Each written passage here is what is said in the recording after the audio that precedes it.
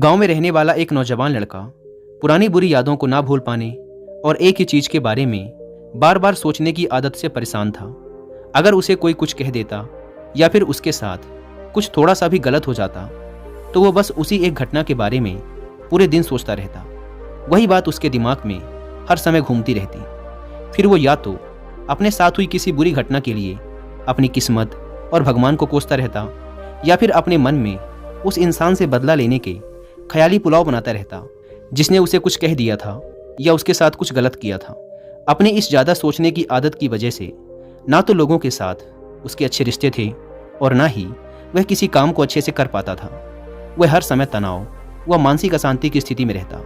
उसकी ऐसी हालत को देखकर उसके एक मित्र ने उसे सलाह दी कि यहाँ पास के ही एक बौद्ध मठ में एक जैन मास्टर रहते हैं, तुम उनके पास जाओ, वो तुम्हारी इस मानसिक समस्या का कोई ना कोई समाधान अवश्य बता देंगे। वह नौजवान लड़का जैन मास्टर के पास जाता है और अपनी समस्या उन्हें बताता है कि कैसे वो एक ही घटना के बारे में बार बार सोचता रहता है और पुरानी बुरी बातों व यादों को भूल नहीं पाता। लड़के की समस्या सुनने के बाद जैन मास्टर वहाँ से उठकर मठ के अंदर चले जाते हैं। जैन मास्टर का बिना कुछ उत्तर दिए यूं उठकर चले जाना लड़के को कुछ अजीब सा लगता है, लेकिन वो फिर भी वहीं बैठा रहता है। थोड़ी देर बाद वह देखता है कि जैन मास्टर मिट्टी की गिलास में पानी भरकर उसकी तरफ चले आ रहे हैं। जैन मास्टर लड़के के पास आकर खड़े हो जाते हैं तो लड़का भी उनके सामने खड़ा हो जाता है। जैन मास्टर लड़के से पूछते हैं, बताओ इस गिलास का वजन कितना होगा? लड़के ने कहा, मैं एकदम सटीक तो नहीं बता सकता, लेकिन इस गिलास का वजन बहुत ही कम है। अब जैन मास्टर ने गंभीर होकर कहा, मेरा प्रश्न ये है कि अगर मैं इस गिलास को थोड़ी देर तक ऐसे ही पकड़कर खड़ा रहूं तो क्या होगा? लड़के ने कहा, कुछ भी नहीं होगा। जैन मास्टर ने फिर पूछा, अगर मैं इस गिलास को इसी तरह 1 घंटे तक पकड़ कर रखूं तो क्या होगा? आपके हाथ में दर्द होना शुरू हो जाएगा। लड़के ने कहा। जैन मास्टर ने फिर प्रश्न किया, अगर मैं इस गिलास को ठीक इसी तरह पूरे दिन पकड़ कर रखूं तब क्या होगा? आपके हाथ में बहुत ही भयंकर दर्द होना शुरू हो जाएगा। आपका हाथ सुन्न भी हो सकता है, आपकी मांसपेशियों में भारी तनाव आ सकता है और यहाँ तक कि आपके हाथ को लकवा भी मार सकता है। लड़के ने गंभीर शब्दों में कहा। जैन मास्टर ने कहा, बहुत बढ़िया, लेकिन क्या इस दौरान गिलास का वजन बदला? लड़के ने कहा, नहीं, वजन तो नहीं बढ़ा। तब भला हाथ में दर्द और मांसपेशियों में तनाव क्यों आया?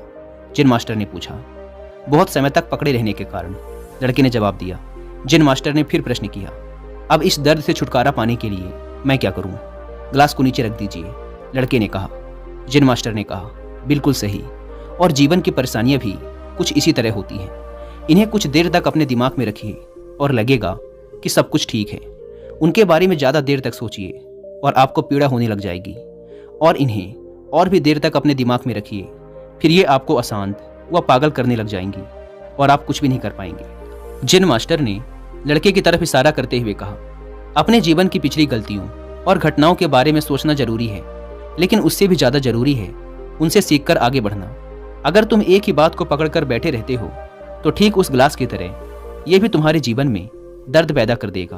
अगर तुम आज अपने अतीत को लेकर बैठे रहते हो तो ये आज भी तुम्हारे हाथ से निकल जाएगा और फिर तुम भविष्य में इसके लिए पश्चाताप करोगे। तुम अपने अतीत के लिए जैसा इंसान बनना चाहते हो या फिर जिन गलतियों के लिए पश्चाताप कर रहे हो तो तुम आज से ही वैसा इंसान बनने का प्रयास करो और कोशिश करो कि आज तुम वैसी गलतियां ना करो जिसके लिए तुम्हें भविष्य में पछताना पड़े। इसलिए चिंता करना बंद करो और अपने आज के कर्मों पर ध्यान दो, क्योंकि चिंता व्यक्ति को उसकी चिता तक ले जाती है। दोस्तों, चिंता करने की आदत को छोड़कर एक खुशहाल जीवन कैसे जिया जाए, इस पर विश्व प्रसिद्ध लेखक डेल कार्नेगी ने एक बहुत ही अच्छी किताब लिखी है जिसका नाम है how to stop worrying and start living, यानी चिंता छोड़ो, सुख से जियो। अब तक 10 मिलियन से ज़्यादा लोग इस किताब को पढ़ चुके हैं, और अगर आपके पास इसे पढ़ने का टाइम नहीं है तो आप हिंदी में इस पूरी किताब को सुन भी सकते हैं कुक एफएम ऐप पर। इस किताब में चिंता करने की आदत से छुटकारा